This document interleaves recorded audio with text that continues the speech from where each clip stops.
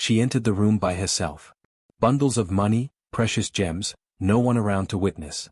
What unfolded afterward rendered her affluent employer without words. The vault door remained completely ajar. Bundles of currency tied in $10,000 packets lay undisturbed. A diamond-encrusted timepiece sparkled under the dawn light streaming through the wooden shutters. The office remained motionless, perhaps excessively so. Gregory Bellamy had kept this secret to himself. Neither his secretary, nor his attorney, not even Carla, the woman he'd been casually seeing for 4 months, knew. He alone understood what he had orchestrated that morning at 6:45 a.m. within his Dallas residence. He had deliberately left his most private space exposed, his most valuable possessions unguarded. This wasn't an oversight. He orchestrated this to determine if she would fall for the trap. Delilah Moore. The employee who had served in his household for nearly 6 years. The individual who understood the layout better than most designers. The person who never handled items unnecessarily. Someone who avoided gossip, never requested salary advances, and had never arrived tardy, not even during a tornado alert that paralyzed half the metropolis. However, confidence, Gregory had discovered, was delicate. He positioned himself in the spare bedroom with black coffee, monitoring the corridor camera stream on his computer. He muted the audio. Sound wasn't necessary. Observation was his only requirement. Initially, nothing occurred. The recording simply displayed the corridor, illumination seeping from the house's front, particles drifting leisurely through the air. Then, at 7:13 a.m., she emerged. Delilah entered the frame in her typical pale blue work attire. Her hair was secured in a tidy bun, a gentle gray band restraining loose strands. She carried a small container of cleaning materials on her arm. She moved neither hastily nor slowly. She was simply performing her duties. Gregory's finger lingered above the space key to freeze the feed, yet he refrained. He desired to observe her actions uninterrupted. The situation was this: individuals had been whispering doubts in his ear for months. "Do you feel secure with her around all those valuables?" his business associate Clayton had inquired during a whiskey tasting. "She appears very courteous." "Yes, but don't be deceived by that," Carla had mentioned weeks earlier upon seeing Delilah polishing silverware in the dining area. Even his sibling had made a cutting remark. "Not everyone remains honest simply because they've worked for you extensively, Greg." The murmurs had cultivated a subtle suspicion. Not sufficient to make accusations, but enough to begin surveillance. Enough to rationalize this examination. Now the critical moment had come. Delilah approached the study entrance. It was slightly open, allowing her to peer inside. She hesitated briefly before entering. Gregory leaned forward, focusing intently on the display. The camera couldn't capture the room's interior, only the hallway and portion of the study doorway. However, her demeanor and timing would reveal something. He waited, observing the seconds pass. She remained inside longer than anticipated, perhaps 3 to 4 minutes. Before he could form conclusions, she reappeared. Gregory sat motionless, staring at the screen. Delilah was now walking back through the hallway, composed, unhurried, carrying nothing. He stroked his chin. To understand this moment's significance, one must know Delilah Moore's identity, and crucially, Gregory's perception of her. Delilah had entered his life through personal recommendation rather than agencies or online platforms. In 2018, his former chauffeur had suggested her. "She's genuine," the man had said. "Reserved, trustworthy, hardworking, takes no shortcuts." She embodied all these qualities. From day one, Delilah conducted herself with quiet dignity that was remarkable. She never addressed Gregory as Sir, only Mr. Bellamy, always with a kind yet professional smile. She didn't overcommunicate. She didn't voice complaints. She simply appeared and performed excellently. By the second year, Gregory entrusted her with house keys, security passwords, even alarm overrides during his travels. This trust came naturally, without second thoughts. However, around year 4, the voices began infiltrating. Delilah never acted inappropriately, not once. But Gregory's environment was populated with individuals who had worked too intensely to trust easily. Gregory's social circles lacked warmth. The people he dined with at steakhouses along McKenna Avenue hadn't grown up with household staff they knew personally. They employed help. Workers came and went. There was always a relative, an acquaintance's friend, someone seeking employment, but no one remained long. When Gregory casually mentioned over scotch that his housekeeper had worked for him 5 years with complete house access, eyebrows were raised. "You leave cash visible? Do you have jewelry displayed? Are you familiar with her history?" It began there and gradually eroded something he hadn't realized was vulnerable: his certainty, his pride in trusting someone who didn't fit the expected profile, as one colleague phrased it. "She seems pleasant, but remember, people sometimes act desperately." Gregory disliked that sentiment but didn't object. Instead, he began securing drawers more carefully, keeping the study door closed nightly, monitoring what he left visible, all without explanation. Still, Delilah remained consistent, always punctual, always courteous, always requesting permission to restock supplies before depletion.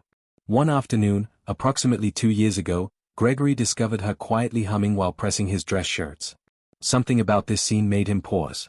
She appeared content, concentrated, as if she took pride in her work, even though no one would see that particular shirt beyond his closet. He never mentioned it, but in that instant, he felt something resembling guilt.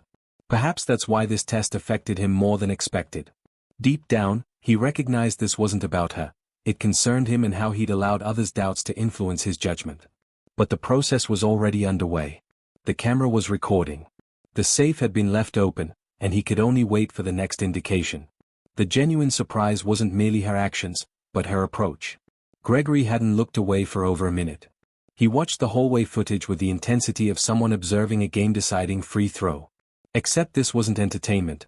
This involved his home, his money, his decision to trust or not. The footage timestamp read 7:13 a.m. Delilah had entered the study exactly 28 seconds earlier. The camera didn't show the room's interior, but Gregory knew what was visible from the doorway: the open safe, the diamond Patek Philippe watch, several gold coins in a velvet bag, and the cash. Nearly $120,000 total. It wasn't subtle. The hallway remained empty. Gregory drummed his fingers on the laptop edge. The silence around him seemed louder than the footage itself. His mind returned to a dinner 3 weeks prior at Ocean Prime. Clayton had brought an Austin friend who worked in private security. Midway through the meal, Gregory mentioned Delilah. Clayton's friend leaned in, saying, "Duration doesn't matter. Anyone will steal if the opportunity seems secure enough." At the time, Gregory had nodded, half listening. Now those words resonated. Was this that moment? On screen, Delilah still hadn't emerged. He leaned closer, pressing the right arrow to advance the footage. 10 seconds, 20, then 30 more. Finally, at 7:17 a.m., Delilah stepped back into view. Her expression remained neutral, not vacant, not anxious, just normal. She closed the study door without glancing down the hallway, walked to the supply basket she'd left on the floor, retrieved it, and continued.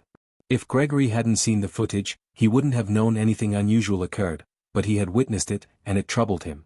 Something about her body language wasn't what he anticipated. She didn't appear startled or tempted. She didn't hesitate like someone calculating risks. She was simply Delilah. He resumed playback, fast-forwarding to 7:35 a.m. Another camera in the kitchen showed her washing fruit, apples, perhaps, then folding towels, then briefly checking her phone, likely for a shopping list. Nothing unusual, no nervousness, no second glances at the camera. Gregory closed the laptop.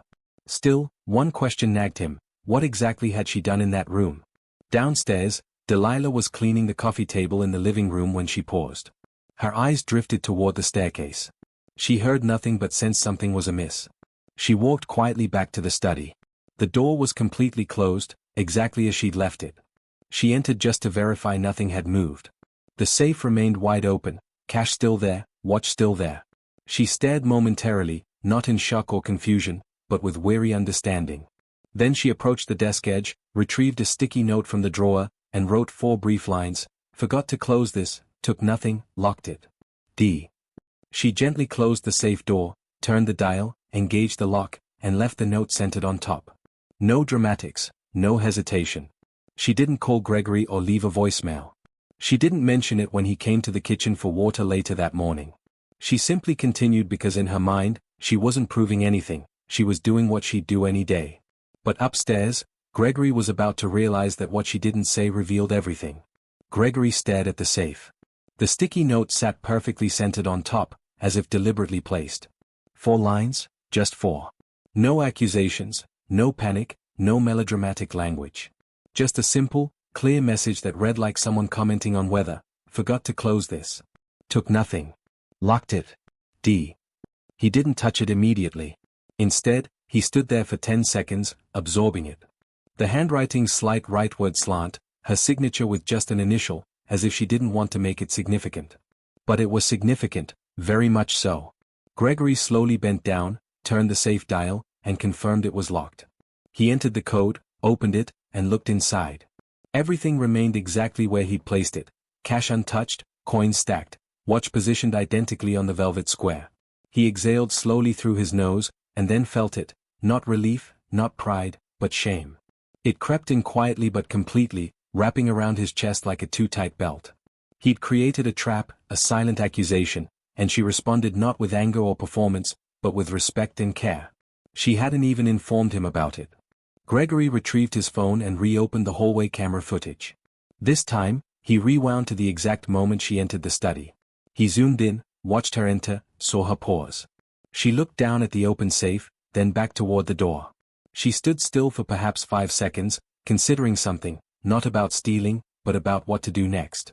Then she crossed the room slowly, almost deliberately, shut the safe, turned the dial, and went to the drawer. She retrieved the sticky note, wrote her message, and left it. She didn't rush. She didn't look at the camera, he doubted she even knew one was there. It wasn't performance, it was principle. Gregory rubbed his temples and sat on the armchair edge near the window. The house was quiet except for the muffled dishwasher downstairs. His mind wandered to approximately 3 years ago when he'd returned from the hospital after gallbladder surgery. He was medication foggy, hungry, and frustrated. Carla hadn't visited. None of his friends had even texted. But Delilah left a casserole in the refrigerator with a note, heat for 25 minutes. Don't eat it cold. You'll hate it. He never thanked her. He also never wondered what motivated her to care enough to do it. Until now. Downstairs, Delilah was cleaning the final section of granite countertop when she heard footsteps. Not slow, not lazy, not casual house-walking steps, but purposeful ones coming down quickly. She straightened as Gregory appeared in the kitchen, still wearing his white t-shirt and jogging pants from earlier. The laptop was tucked under his arm. He looked sleep-deprived. She turned toward him, her expression calm. "Morning, Mr. Bellamy," she said. He stood there a moment too long before speaking. Finally, he cleared his throat. "Delilah, I saw the note." She nodded once. "Just wanted to ensure it was locked. Thought maybe you forgot." "I didn't forget," he said quietly. She didn't respond, just tilted her head slightly as if she already knew. "I left it open," he added. "On purpose." Still, she didn't flinch. "I was testing you," he admitted, eyes fixed on the marble floor tiles. Silence hung between them for 5 long seconds. Finally, she said, "I figured." Gregory looked up. "I wasn't sure," she added, "but it crossed my mind." He stepped forward, setting the laptop on the counter. "I feel like a complete fool," he said. Delilah gave him the gentlest half-smile he'd seen in years. Not a fool, just a man listening to the wrong people. He let that settle. But what she said next would remain with him forever. Gregory hadn't moved. Delilah was rinsing a rag in the sink while he stood at the counter, staring at nothing particular. His lips were pressed tight, his jaw flexing unconsciously. Everything he'd been told, all the subtle criticisms from friends and colleagues, suddenly felt loud and pathetic in his head. He finally asked, "Why didn't you say anything?" Delilah wrung out the rag and folded it neatly over the sink edge. "Didn't think it needed saying. You left it open. I closed it. Simple." "But I was testing you," he repeated. "I know," she said gently. "But I'm not the one who needed the test." That hit like a slap wrapped in silk. Gregory's face flushed, not from anger, just the weight of being called out without a trace of disrespect. "You ever taken anything from me?" he asked. It sounded harsher than intended. She turned to face him fully now. "No," she said, looking him directly in the eye. "Not a dollar, not a fork, not even a stick of gum." He exhaled sharply through his nose. "I believe you." Delilah didn't nod, didn't say thank you, just let the truth exist where it belonged. Gregory glanced toward the back window. The sun was climbing higher, casting long light beams across the kitchen floor. He remembered something his father once told him when he was young and still sharp around the edges: real integrity isn't loud. It doesn't wear a name tag. You have to be still enough to see it. Gregory hadn't been still in a long time. He sat at the kitchen table slowly, as if carrying weight in his chest. "I didn't used to be this kind of man," he said almost to himself. Delilah raised an eyebrow but remained quiet. "I mean, I used to trust people. Didn't need cameras, didn't need tricks, but somewhere along the way, the money got louder than my gut. She leaned against the counter, folding her arms, listening. I've had people steal, he continued. An old assistant took my Amex for 2 months before I caught it. A cousin used my name to secure a loan. Another guy took an entire crate of wine from my cellar and sold it. All people I gave too much to. That's tough, Delilah said. He nodded. It is, but it still wasn't your fault. No, she replied. But it made me look guilty by default. That was it, the line that cut right through him. He'd never said it aloud, never even let the full thought form in his head. But she was right. Somewhere within him, he'd let bias take control. Not hatred, not malice, just assumption. Suspicion passed down, whispered in closed rooms, disguised as advice. I owe you an apology, he said finally. Delilah blinked slowly. You do? That surprised him. She didn't say it's okay. Didn't dismiss it, just gave him space to do what was right. I'm sorry, Gregory said, looking up at her. I should have never doubted you. She gave a small nod. Appreciate you saying that. Gregory sat with that for a minute. Then softly, he asked, why didn't you just quit? Delilah tilted her head. Because I didn't take the job for your approval. That silenced him. I took it because it paid fair. Hours were steady. And I don't walk away just because folks disappoint me. If I did that, I'd never keep a job. Her tone wasn't bitter, just honest. Wisdom from experience. Gregory ran a hand over his face. He saw her differently now, not as the help, not as someone who cleaned around his success, but as someone who had likely carried heavier loads than he ever had, in quieter rooms with no one watching. Would it be weird if I gave you a raise? He asked, trying to cut the tension with a half smile. She chuckled. Not weird, just late. They both laughed, not long, not loud, but it was genuine. And for the first time that morning, Gregory felt like a man again. Not a suspicious boss, not a test runner, just a man who got something deeply, painfully right after getting it wrong. But the next day, he'd do something that Delilah never saw coming. The following morning, Delilah arrived at 7 a.m. sharp, as always. The gate code worked the same. The front door was unlocked, just as it had been every Monday for years. But something was different. There was a note taped to the inside of the front door, come to the patio. Coffee's ready. G. Delilah blinked, unsure if she was walking into a conversation or a situation. She set down her bag and followed the sound of a breeze and soft jazz floating from the back. Gregory sat at the outdoor table, a navy blue robe over a white tee, slippers on his feet. 2 mugs of coffee steamed between them.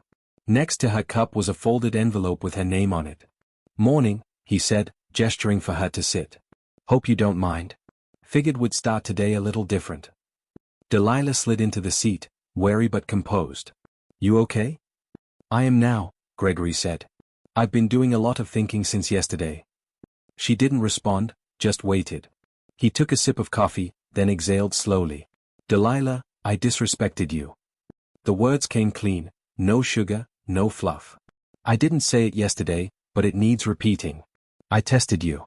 I let people who don't even know you plant seeds in my head. I trusted whispers over 6 years of proof. He leaned back. And that's not just wrong. It's weak. Delilah raised an eyebrow. You said it. I didn't. He smirked at that, nodding. Fair enough. There was a long pause. Birds chirped somewhere in the hedge. The patio heater hummed quietly. I didn't expect the note, he admitted. I expected you to ignore it or confront me. Or hell, maybe just walk out and never come back. But you did the one thing I didn't see coming. You handled it with grace. Quiet dignity. Like it didn't even rattle you. Delilah looked down into her coffee. It did rattle me, she said. But I've been rattled before. That doesn't mean I break. Gregory nodded slowly. I wish I had your strength. Delilah looked at him, really looked at him, and saw for the first time in a while a man who wasn't guarded, not polished, not rich, just human. I'm trying, he added. She softened. Trying is a good place to start. He reached over, slid the envelope toward her. I know you're not in it for this, he said. But this is a bonus, not for being honest. You don't get rewarded for what's already right. This is for staying, even when I made you feel small. Delilah hesitated, then opened the envelope. It wasn't cash.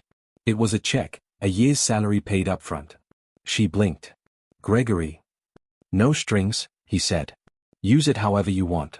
Take time off. Fix your car. Hell, leave and never come back if you want to. I just wanted to make it right as much as I can. Delilah stared at the check for a moment before folding it carefully and tucking it into her bag. She didn't make a big show of it. Thank you, she said. He cleared his throat, eyes wet but refusing to let tears fall. You ever think about quitting? Twice, she said honestly. Once when Carla told me I should smile more. And once when I caught one of your old friends looking through my purse in the laundry room. Gregory blinked. You never told me that. She shrugged. Didn't want to make it messy. He left 5 minutes later anyway. Gregory leaned back in his chair, stunned. Why'd you stay? Delilah looked at him. Because I knew who I was. I was just waiting to see if you'd figure out who you were. He didn't respond. He couldn't. His voice had left him. They sat there in silence for a while, but it wasn't heavy. It was clean, like the end of a storm. Delilah stood. I'll go start on the den. You don't have to work today, he said quickly. Take the day. She smiled. I know, but I want to. She walked back inside, same calm step, same steady presence. Gregory stayed on the patio, the untouched coffee cooling in front of him. He didn't need cameras anymore. He needed character. And it had been living under his roof the whole time. 2 weeks later, the cameras were gone. Not just the hallway one, all of them. Gregory had the entire surveillance system dismantled and professionally removed. Delilah didn't ask why, but when she walked past the blank wall where the little black lens used to sit, she noticed. And for the first time since she'd started working there, she smiled when he wasn't looking. Something had shifted. Gregory had changed, not overnight, not like in some movie, but in the quiet, consistent ways that actually matter. He started greeting her in the morning with more than just a nod. He asked if she needed anything before the weekend. He even stopped making casual comments to friends about having someone keep the house in order. He started calling her by her full name. Delilah Moore runs this place better than I do, he said once, half laughing while showing a friend around.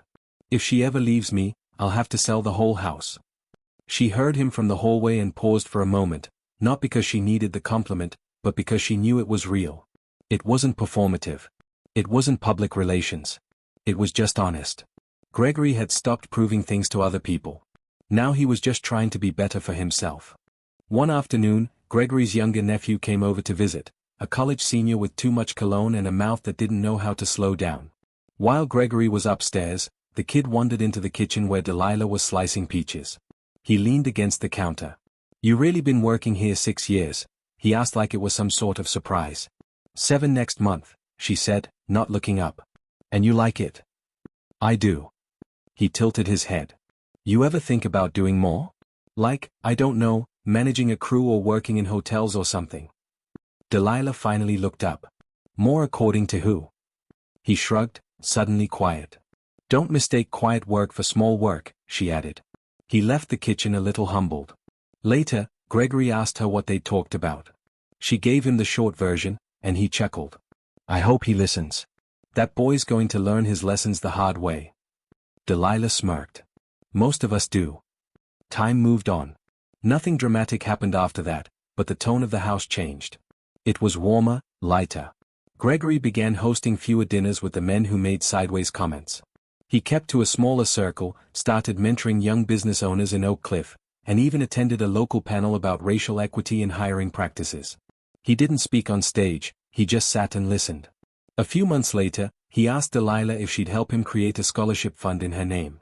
She refused at first, said it wasn't necessary.